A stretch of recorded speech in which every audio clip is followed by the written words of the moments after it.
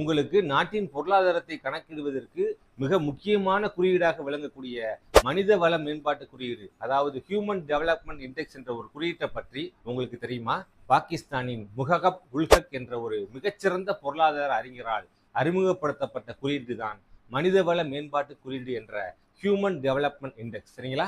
மக்களின் பிறப்பின் பொழுது வாழ்நாள் எதிர்பார்ப்பு என்ற லைஃப் எக்ஸ்பெக்டேஷன் இண்டெக்ஸ் என்ற ஒரு குறியீட்டையும், அந்த நாட்டில் உள்ள வயது வந்தோரின் கல்வியறிவு என்ற எஜுகேஷன் இண்டெக்ஸையும், அந்நாட்டில் உள்ள மக்களின் வாழ்க்கை தரத்தையும் மொத்த உள்நாட்டு உற்பத்தி என்ற ஜிடிபியின் மடக்கை செயல்பாட்டிற்கு கணக்கிட்டு அந்நாட்டு மக்களின் வாங்கும் சக்தி சமநிலையான பர்ச்சேசிங் பவர் பாரிட்டிக்கு சமன் செய்யும் பொழுது வரக்கூடிய குறியீடு தான் மனித வள மேம்பாட்டு குறியீடு. சரிங்களா?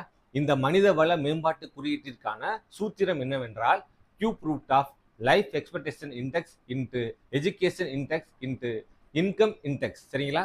இவ்வாறு கணக்கிடப்பட்ட நமது நாட்டின் மனித வள மேம்பாட்டு குறியீடானது 1990 0.427 இருந்து 0.640 என்று உயர்ந்துள்ளது.